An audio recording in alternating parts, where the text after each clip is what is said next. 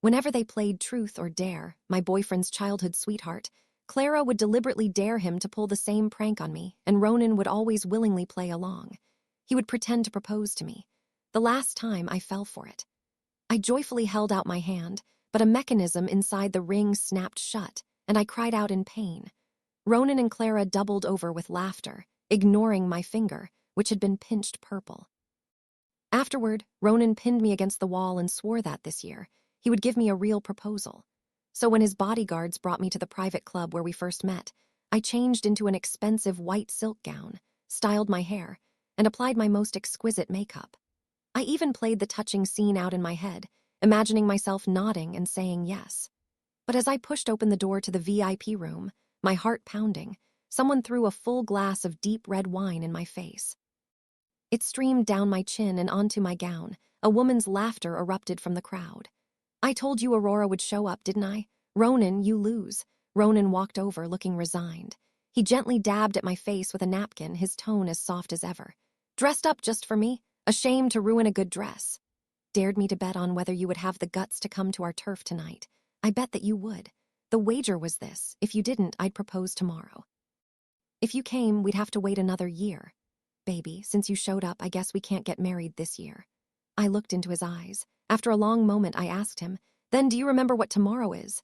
He shrugged nonchalantly and smiled. "Of course, our 6th anniversary, I couldn't forget that." The wine trickled down my collarbone, cold and sticky. I shivered. Suddenly, the whole thing felt utterly pointless. Our anniversary meant nothing compared to one of their pranks, just like me. I could never win against Clara, his childhood sweetheart.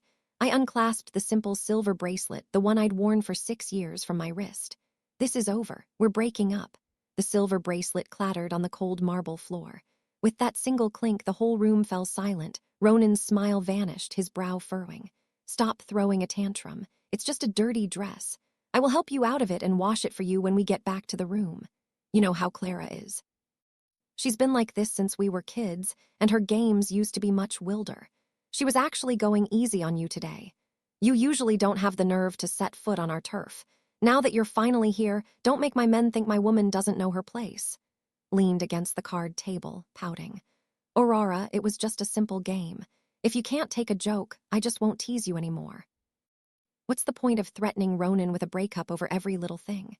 I told you she was too sensitive, but you insisted she come. Now look at the mess you've made." She crossed her arms and dropped into the sofa. All eyes in the room turned to me, unfriendly. It was as if they blamed me for ruining their fun. Clara was the only girl in their circle, the apple of everyone's eye. If she so much as frowned, they all had to fall all over themselves to appease her. Ronan, of course, was no exception. I still remember the first time I met her. She loved Truth or Dare, and each dare was more outrageous than the last.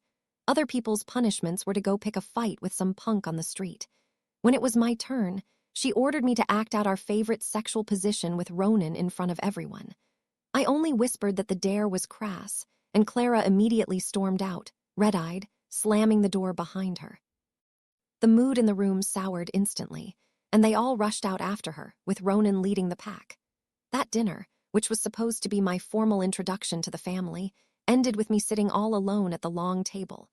Ronan never mentioned it when he came back, but from then on, if Clara didn't approve, he would never bring me into his circle for any gathering. Even now, though we've been together for 6 years, very few of his brothers even know me. Now, Ronan was frowning at me. "Aurora, go apologize to Clara." The past, to stay by his side, to fit into his circle, and to protect his pride in front of his men, I would have swallowed my own pride. I wouldn't have even waited for him to ask. I would have been the first to bow my head. But now, my declaration of a breakup was still less important than Clara simply saying she was unhappy. Finally clicked. From the very beginning, in Ronan's heart, our relationship had never outweighed his bond with his childhood sweetheart. I picked up the handbag and trench coat I had so carefully chosen to meet his family. Facing the room full of scrutinizing gazes, I said, word by word, "Ronan, we are completely over, I mean it." I turned around. My heels were unsteady on the slippery floor, but I walked out without a single glance back. The second the door shut, Delphine's gloating jab slipped through the gap.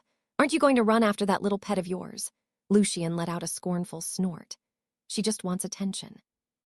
If I lowered myself to chase her, what would that say about you? She's got nothing in this city except me. She's a lot easier to manage than a princess like you." One spurning heart was shredded to pieces. His words were salt ground into a wound, each one cutting deeper than the last. The wind on the street bit cold. The wine on my gown had dried into a freezing, sticky patch against my skin. I flagged down a cab and curled into the back seat, my thoughts drifting helplessly back 6 years. 6 years ago, on the steps of this very private club, Lucian had told me I was the only one for him in this life. It had actually cost him no small effort to win me over. I was barely 18 then, trying to outrun a broken home and make it on my own in an unfamiliar city. I was deeply insecure, wary of any man who came too close. He pursued me, and I turned him down 5 times. The 6th time was different. I just moved into a cheap apartment on the south side of the city. The area was notorious for crime. A few local thugs began circling me, cornering me on the stairwell to demand money, then my phone.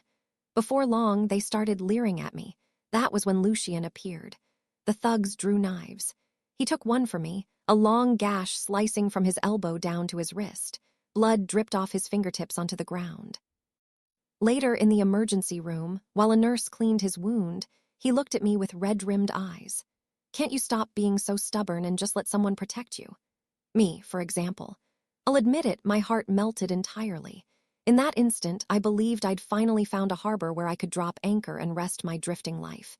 He asked me to be his girlfriend right then, plain and direct, exactly the way I liked.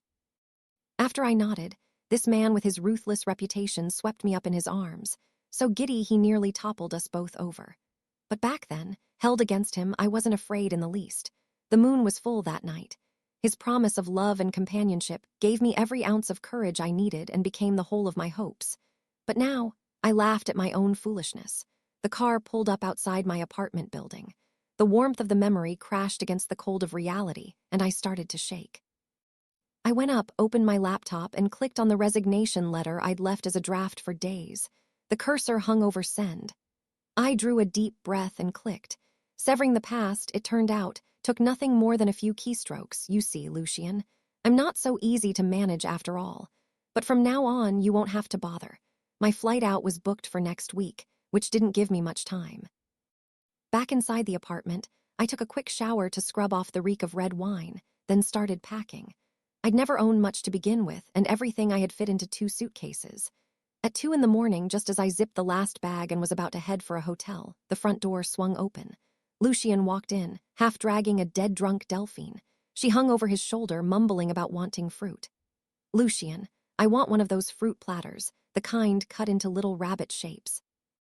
Lucian eased her down onto the sofa, then turned to me, his tone matter-of-fact. "Camille, go cut one for her."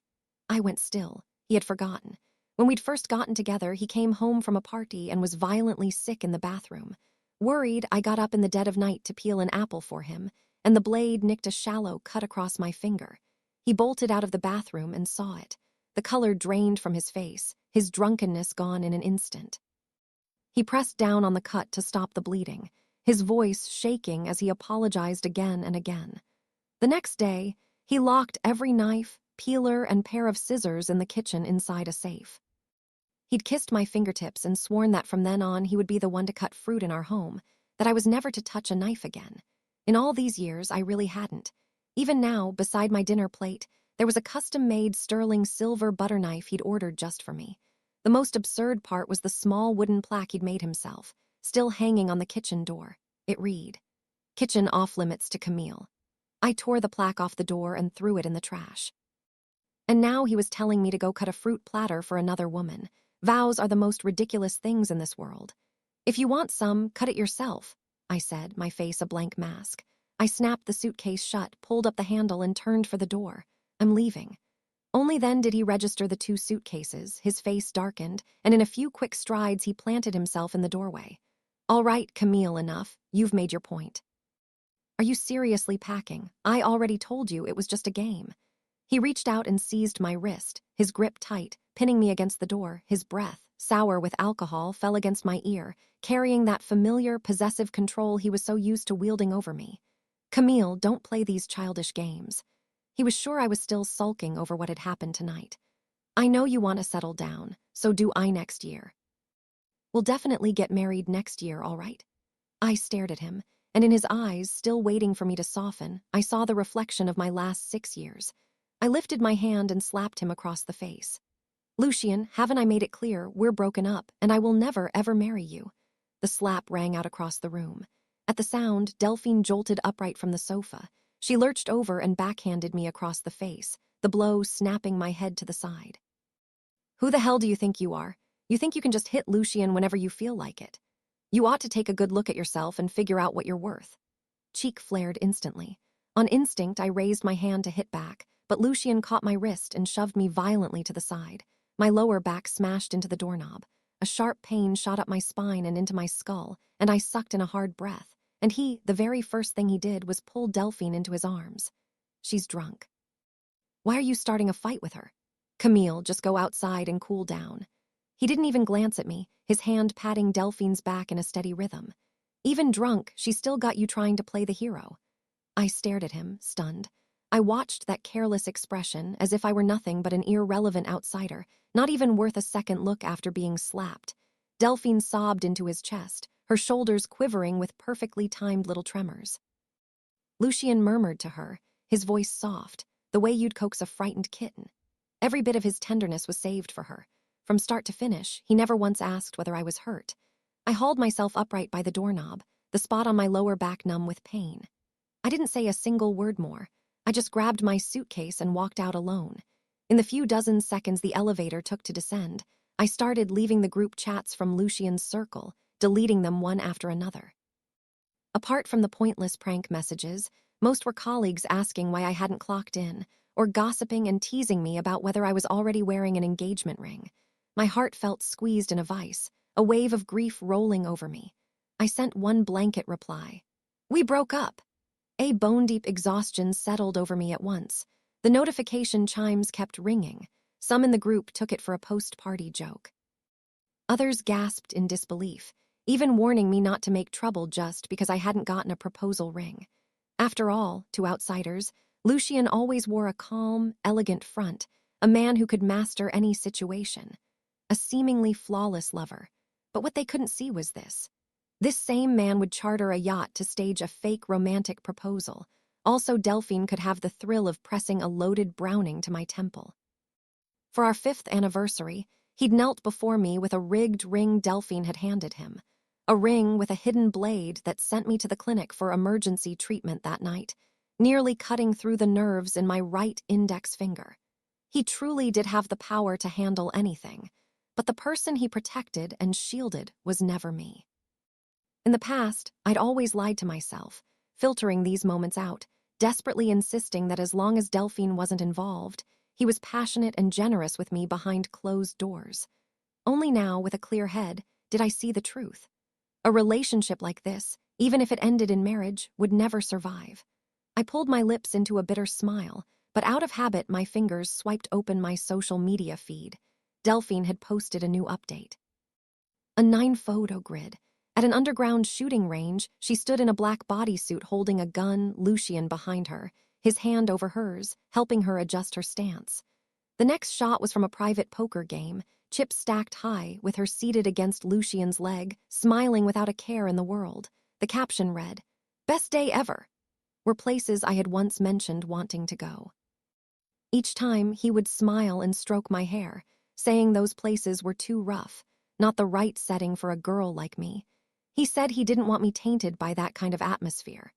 At the time, I'd thought he was protecting me, that it was a special shade of his gentleness, so I buried all my little daydreams of adventure and excitement from my first love.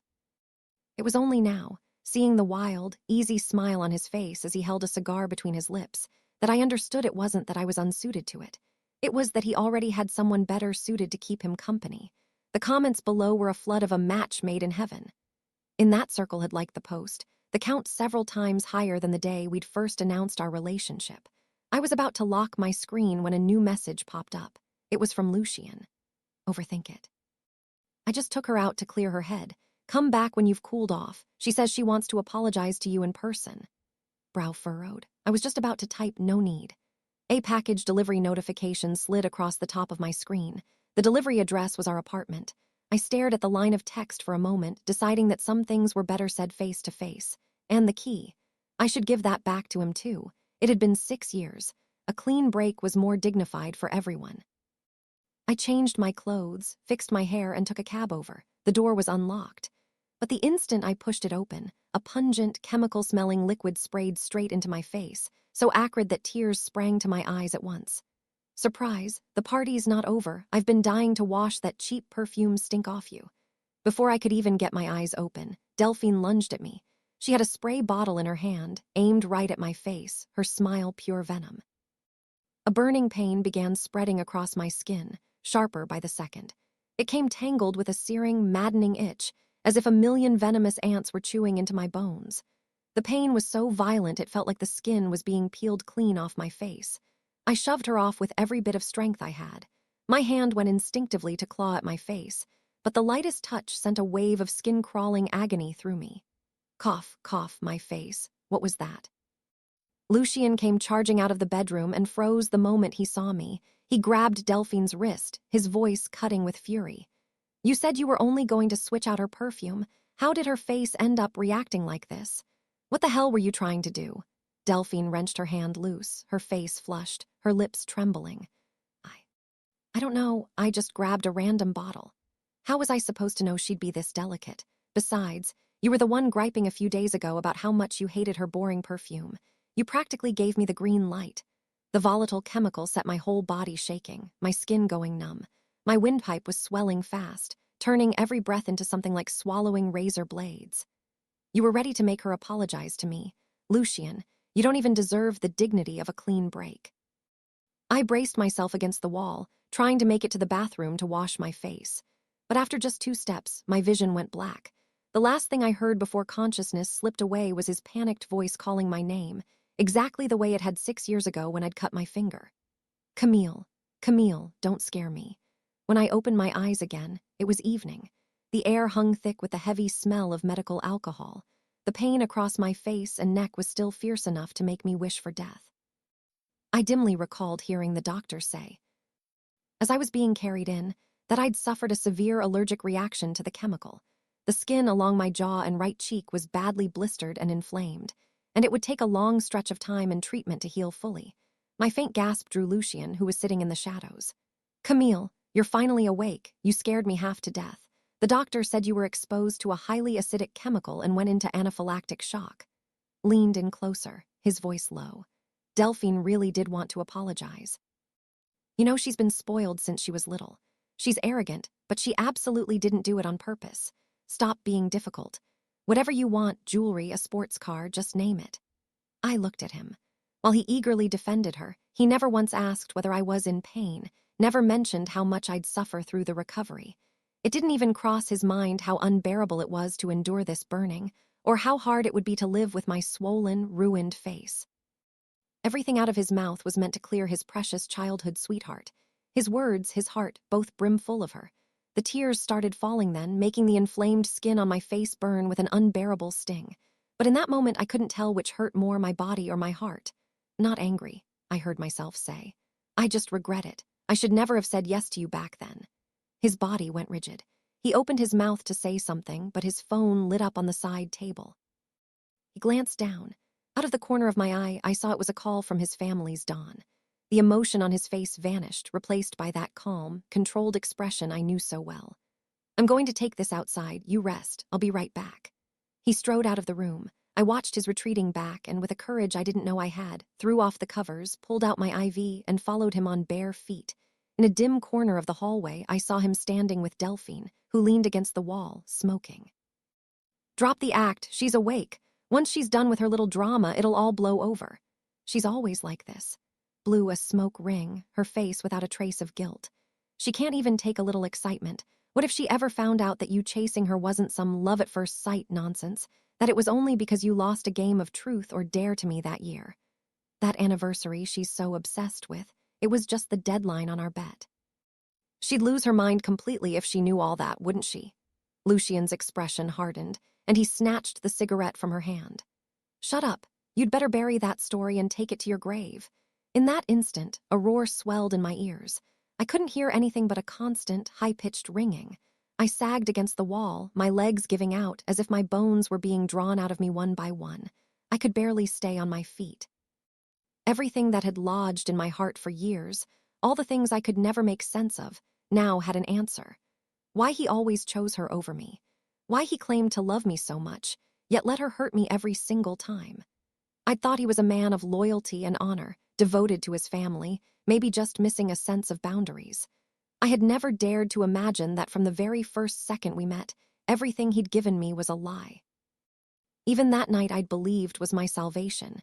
His words, "You're the only one for me," were just a chip tossed into a bet. It turned out that in their eyes, I had never been Lucian's lover. I was only a clown in their game, there for their amusement. In that moment, the self-respect and dignity I'd spent 6 years struggling to hold on to were torn to shreds. I bit down hard on the back of my hand, choking back the sob clawing up my throat. I had to get out of here. Leave this place, leave this suffocating, counterfeit world, leave everything that had ever carried his name or felt the reach of his influence. While no one was watching, I slipped out the back door of the clinic, went back to the hotel, grabbed my luggage, and headed straight for the airport. I paid a steep fee to change my ticket to the next flight to Valmont City. Just before I went through security, my phone screen lit up with a text from Lucian. "The doctor said you need to be kept under observation. Don't run off. Where are you? I'll come get you." I stared at the frantic message, a bitter laugh slipping out as the tears rolled down my cheeks. I didn't reply. One by one, I blocked and deleted his number and the contacts of everyone in his circle. I came to a stop at last on his contact name of Lucian. I hit delete. The screen flickered, and the name that had defined my life for the last 6 years vanished without a trace. The final boarding call rang out through the terminal. I picked up my bag and walked into the jet bridge without looking back. Now you and Delphine can play your games of truth or dare to your heart's content. In the hush of the clinic room, Lucian had been sitting at the bedside for over 10 minutes. His phone screen stayed dark. He suddenly remembered the faint sound of footsteps from the far end of the hall. He'd been about to get up and check, but Delphine had tugged him back by the sleeve. A flicker of foreboding sparked inside him, a sense that things were slipping out of his control, but he crushed the feeling just as fast. Impossible. Knowing Camille's stubborn, straightforward nature, he figured she'd have marched right in and confronted him if she'd overheard anything. "What are you brooding about? Hasn't your precious little pet come crawling back yet? If she throws any more attitude at me, I won't even bother with a half-hearted apology." Delphine draped her arms around his neck, her tone impatient. Lucian's brow twitched. For the first time, a gesture he'd known his whole life set off a sharp, bone-deep irritation. He peeled her hands away, his face blank. "Stop fooling around. She'll get the wrong idea if she sees this." Delphine scoffed. "Oh, please, you spoil her rotten. Every other girl in our circle knows the rules. But her, she's made of glass, pitching a fit every other day. It's exhausting." He'd never cared before when the others made Camille the punchline. He'd let it slide, even joined in himself now and then. But now Delphine's voice scraped at him like nails on a chalkboard. He frowned. "That's enough. She'll be back any minute. You'd better watch your tone. You were the one in the wrong here. This has nothing to do with her being fragile. Second she walks through that door, you're going to apologize and you're going to mean it. That chemical nearly ruined her face. She's always taken such pride in her looks. If it scars, she'll be devastated." Perched on the windowsill, pouting, a flash of resentment in her eyes. "Lucian, don't tell me you've started believing your own act. This whole thing was a game, and you're the one who fell for it. She's getting off easy. What the hell do you even see in her?" Lucian leaned against the window, his gaze drifting into the moonlit sky. A faint, unconscious smile touched his lips. "You wouldn't get it. She's just really good." Her face was the least remarkable thing about her. She was tender-hearted. During the 3rd winter of their relationship, she'd taken him to a small, forgotten animal shelter on the city's outskirts. The dogs there caught her voice from a distance and started yipping and wagging their tails against the iron bars. A few cats poked their heads out of cardboard boxes, and a calico with a limp hopped straight into her lap, smearing fur all over her. She knelt on the ground, feeding them one by one, brushing their fur one by one, calling out their names as she went, as if catching up with old friends. The shelter's owner told him that ever since her first part-time job in college, she'd sent medicine and food every single month without fail. Every year she donated a slice of her salary to them. She said these unwanted little creatures needed someone to look out for them. She was easily moved. When they watched movies, she'd get so absorbed she would cry. During comedies, she would laugh like a fool, And when he asked her what was so funny, she couldn't say, only that it was funny. If a character on screen got under her skin, she'd point at the screen and curse them out. When he asked if she was really that worked up, she would grin and say she was just seizing the chance to vent about some coworkers and her boss. She was gentle, but there was steel running down her spine. When men from rival families provoked her, even when they pressed a gun barrel to her temple to scare her, she'd shake like a leaf yet never let a single tear fall, gritting her teeth and refusing to bow her head to anyone. Another time, they'd been cut off by a guy with road rage who climbed out of his car and started screaming at her. She didn't get angry or frightened. She simply waited quietly for him to finish, then calmly talked him through it. In the end, the man's furious face softened into an embarrassed one as he scratched his head and apologized. She'd run into things like that too many times. More often than not, she could diffuse the situation with a quiet grace and patience he'd never encountered in his own world. That soft, unyielding strength struck a chord somewhere deep in his hardened heart. The mere sight of her standing there was enough to bring a rare stillness to his turbulent soul. Falling in love with her had never been a question of if, only of when. As the thought settled, the unease in his chest eased, replaced by a sting of guilt. Lucian sighed and checked his phone again. Strange, it's been this long and not a single message. Don't tell me she. Before he could finish, the door to the room swung open. He instinctively assumed Camille was back. He dropped the hostile edge in his manner, ready to offer a soothing smile. But all he saw was a nurse pushing a medicine cart. The nurse stopped short when she spotted the two of them. "Oh, you're still here. I thought you'd both left already."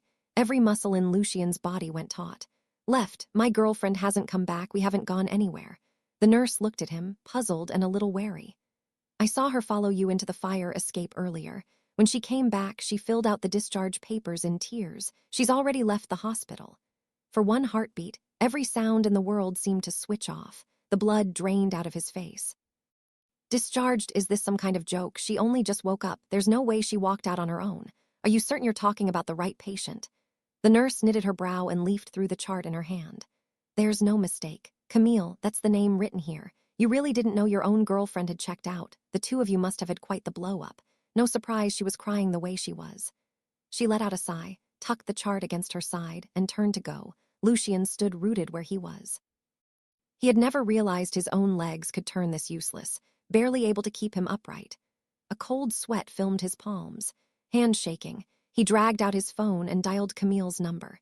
He tried a dozen times. Each call either rang into nothing or dropped straight to voicemail. Unwilling to surrender, he grabbed Delphine's phone and dialed again, only for the same cold, mechanical recording to answer. That was the moment the real panic started clawing up his throat. He pulled open his chat thread with Camille and hammered out a long message. The second it sent, a red banner flashed beneath it. "This person is not receiving messages at this time." The line landed like a fist to the chest, driving the breath out of him. He understood then that everything was sliding in a direction he couldn't steer at all. The woman he'd always taken to be so soft and so obedient was cutting herself loose from his world entirely. His head snapped toward Delphine, and he caught the spark of triumph in her eyes a beat before she managed to bury it. "You did see her just now, didn't you?" Delphine arranged her face into startled innocence, even as she crowed inside. She rolled out the same trick that had worked on him since they were kids, stretching her eyes wide and round. I couldn't really make her out. It was so dark. I just figured it was someone dressed alike, hiding back there. I honestly couldn't tell." "I was scared you jumped to conclusions, so I kept quiet. I swear I didn't do it on purpose." But this time Lucian didn't pat her head the way he had indulged her for 6 years running. His eyes burned. "It's all blown to hell. She heard us. She heard about the goddamn dare. I told you not to drag that shit up when we're out. Why did you have to open your mouth? Now she knows everything." "She'll never forgive me." Delphine froze for a second, then hurried to mold her expression into sympathy and patted his arm. "What's the harm? Really, worst case, you haul her back here and we just tell her we cooked the whole thing up to mess with her. I mean, we've pulled stuff like this on her 100 times and she's always swallowed it. Just butter her up a little, say a few sweet things. She won't blow it out of proportion. Besides, she already knows we're always pranking people." Her words, meant as reassurance, scraped across Lucian's nerves like nails on slate. His mind dragged him back to the night before, the cold finality in her eyes as she slid the bracelet off, her voice slicing into him. I will never, ever marry you. Wave after wave of dread broke over him. He snatched up his coat and made for the door. Delphine grabbed at him. Lucian, where are you going? Lucian turned his head, his eyes flooded with a desperation she had never once seen in him. I'm going to find her. I have to explain all of it to her face to face. Delphine pouted. It really such a crisis, you? Lucian detonated. The picture of Camille's disappointed eyes wrung his heart over and over again. In all his 20-some years, he had never been so terrified of losing the only light he had. Shut up, warning you, Delphine. If she doesn't forgive me, I'll make you and your whole family pay for it. She is the only woman I, Lucian, will ever call my wife. From today on, you cut the crap, or I'll put a bullet in your head. And from now on, nobody jokes about her. Nobody breathes a single bad word against her. Ever. Are we clear? With that, he shoved Delphine aside and stormed out of the clinic like a man possessed. Camille had no family in this city. Whenever she was hurting and had nowhere to turn after a fight, she'd run to her office and work into the night. He blew through more than a dozen red lights, racing straight to her office building. Disregarding the security system, he fired a warning shot to drive the guards back and bolted for the top floor. When he burst into the office, chest heaving, he seized the first person who looked like they ran the place. You Camille's boss, is she in there? The woman eyed him warily. You're the boyfriend, aren't you? She handed in her resignation late last night and cleared out of the office for good this morning. She didn't tell you. The thin thread of hope he'd clung to for the entire drive over finally gave way. Lucian's legs buckled, and he slid down the wall, very nearly crumpling to the floor. His hand, usually steady as stone around a gun, shook against the plaster. His eyes were bloodshot, his thoughts a tangled wreck. That can't be right. She never said a word. Did you force the transfer on her? The supervisor shook her head, a trace of pity in her voice. This was settled a week ago. I tried to talk her out of it. She wavered at first, but then she called me at midnight last night to lock it all in. Said she'd already booked herself onto the earliest flight out. She really didn't tell you. Well, there's nothing more I can do. She finished every last form last night. We gave her today off to pack. That instant, it finally sank in. When Camille said they were over the night before, she had meant every word. She was truly, completely finished with him. Lucian sagged against the cold wall and sank to the floor, hollowed out. A single, unbidden tear slipped free. He buried his face in his arms, his chest throbbing with a fierce ache. All this time, he'd arrogantly assumed Camille couldn't survive without him. All this time, he'd been so sure he was the only choice she'd ever make. But now that she'd actually walked out, he understood that the one who couldn't leave, the one who couldn't let go, had been him all along. No, he refused to let her simply evaporate from his world. He had to find her. Even if it cost him every inch of territory and every interest he held here, he would go after her and win her back. Lucian booked the fastest flight to Valmont City on the spot. Right before he boarded, one of his crew called. Lucian, where the hell are you? Get your ass back to the club. Delphine's bawling her eyes out. If you don't show, she's going to drink herself to death tonight. Lucian, listen to me. No woman is worth more than your family, your crew. We came up together. She's just some civilian girl who can't take a joke. You. Lucian ground his teeth, choking down the fire in his chest. Shut your mouth. From now on, anyone who says one bad word about her in front of me, we're done being friends. And as for Delphine, from this day on, her problems are no problem of mine. Let her cry, let her throw her fits, let her drink herself unconscious. I don't care who mops it up, I'm out. He hung up without a shred of courtesy. From that moment on, only one thing occupied his mind: getting Camille back, whatever it cost. My first day in Valmont City, the apartment my new company had arranged wasn't ready yet, so I booked a hotel room for the night. Not long after I checked in, my former boss called. She walked me through the whole scene of Lucian crashing into the office. She also fished, delicately. For just how badly things had broken between us, I gave her 2 words. We broke up. She must have sensed I had no wish to talk about it. She offered a few words of comfort and rang off. I'd expected Lucian to come hunting for me. I just hadn't expected it to be this quick or this frantic. That afternoon, after I had the dressing on my face changed at a clinic nearby, I walked smack into Lucian as I was heading back into the hotel. He was a ruin, plainly worn down and frantic from the long trip. His coat was creased from the night wind, his eyes laced with red. His usually calm, level gaze now wavered with uncertainty.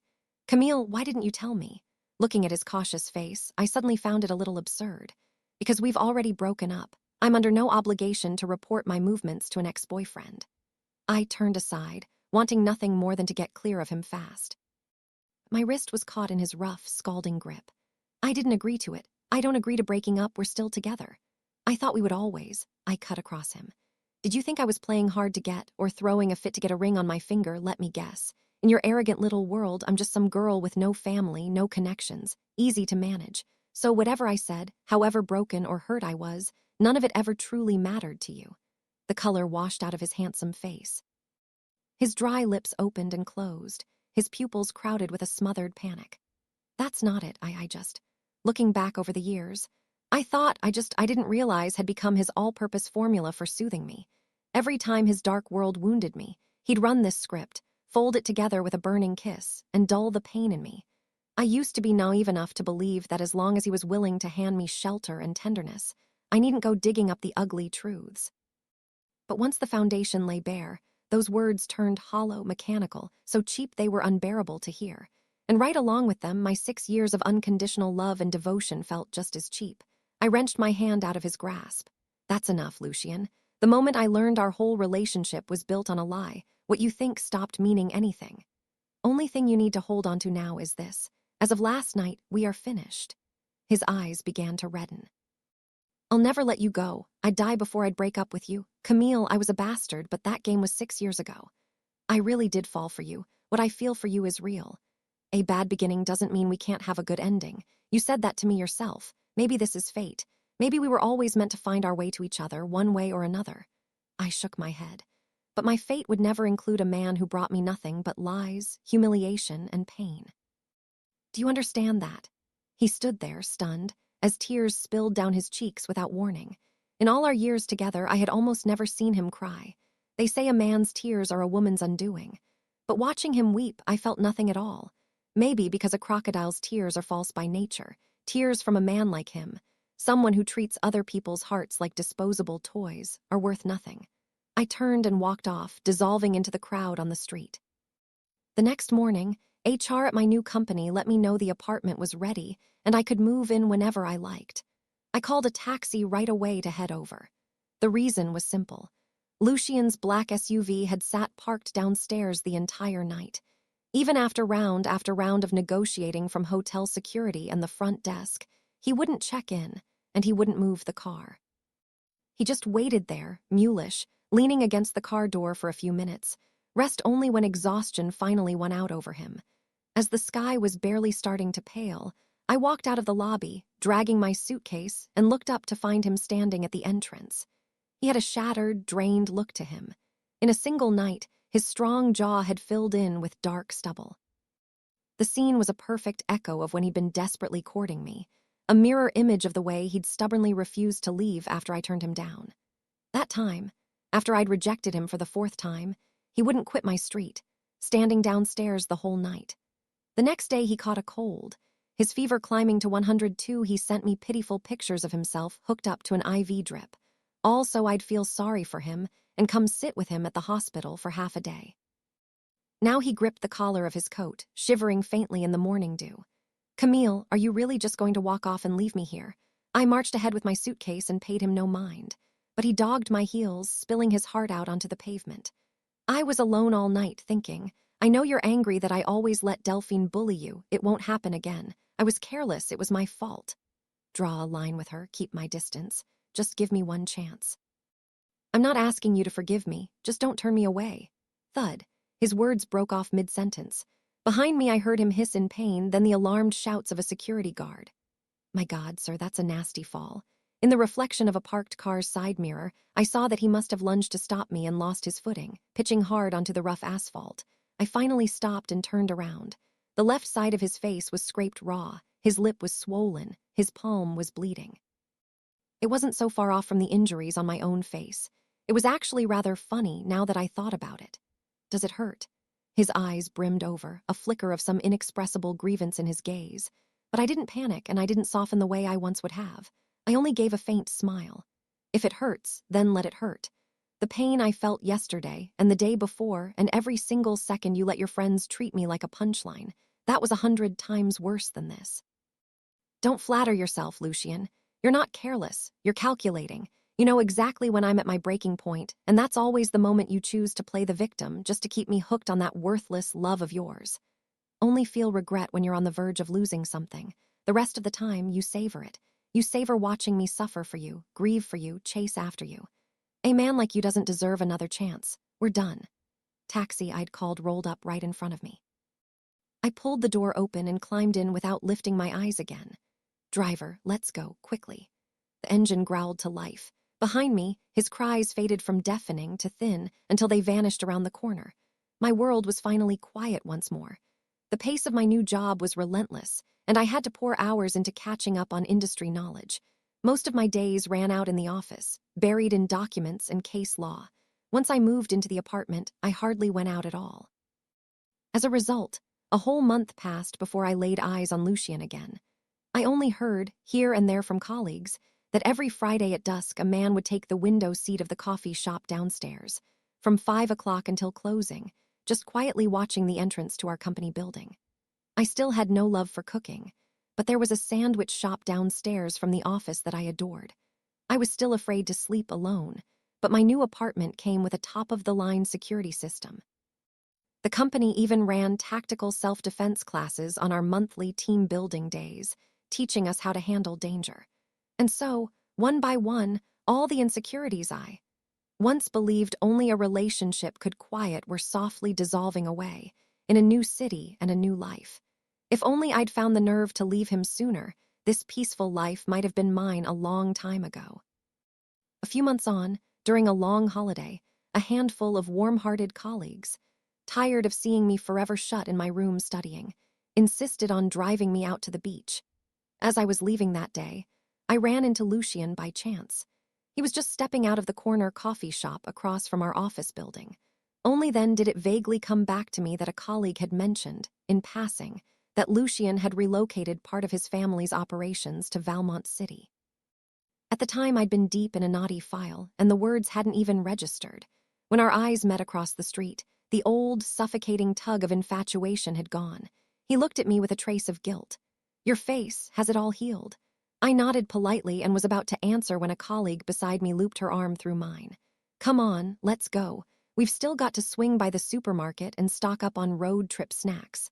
Attention was tugged away. I walked past him as though he were a stranger, and after a single backward glance, I looked away and put him out of my mind. By year's end, the company offered a long-term overseas posting in Europe. I signed the papers without a moment's hesitation. After spring break the following year, I made my new city the final stop on my travel itinerary and never went back to Valmont City again. So when Lucian wiped his schedule clean of every one of his family's underground meetings and turned up with a carefully chosen gift, hopping to win me back, he waited until the flowers he'd brought had withered. But I never appeared. All he found was the news. I had already moved to a small, nameless city in Europe for a new position. 2 months into my assignment in Europe, on the anniversary of that ridiculous dare, I got an overseas call late at night from a number I didn't have saved. "Camille, you really won't see me again. You just left, without so much as a goodbye. Do you have any idea I stood downstairs waiting for you for 7 whole days? Why wouldn't you even let me see you from a distance? Today is our anniversary. Last year you promised we'd get married this year. I had the ring and everything ready, but you left." His voice, thick with drink, suddenly broke. "You're always so forgiving of everyone else. Why can't you give me one chance? Why won't you believe I can really change? Why did you have to be so heartless and just leave? 6 years, 6 years. How am I supposed to let go?" His near-hysterical sobbing cut off all at once. After a muffled thud, a gentle, refined, older woman's voice came onto the line. "I'm so sorry, my dear child. He's drunk himself half to death and wouldn't be talked out of calling you. I apologize for the disturbance. I wish you every happiness in the years ahead." Hearing his mother's voice, some nameless emotion stirred in my chest for a single beat, then was gone. "Thank you, ma'am. I wish you good health as well. Goodbye." I hung up without another word. That drunken late-night call felt like a piece of some absurd silent film, and within a few days I'd forgotten it entirely. In my 3rd year working in Europe, I came back to the company's Valmont City office for a debriefing. The moment I reached the building's entrance, I spotted a few of the colleagues I was closest to clustered together, whispering about something.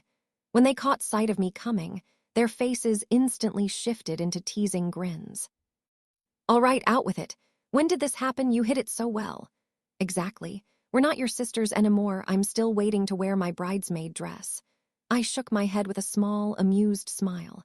I flew all the way back just to hand you your invitations, didn't I? None of you has any excuse to skip out now.